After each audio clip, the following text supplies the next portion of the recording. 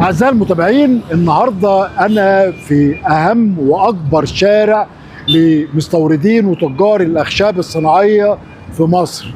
أنا في شارع الترول، في شارع الترول وقدام شركة تاج وود. في الحقيقة أنا اخترت المكان يعتبر في منتصف شارع الترول.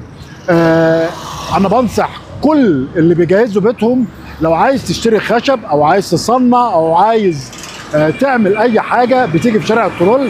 كل اللي بتحتاجه بتلاقيه موجود في شارع الترول. نصيحة من فنان الرحاب، شارع الترول هو علشان بيضم أكبر المستوردين وصناع الأخشاب الصناعية والطبيعية في مصر.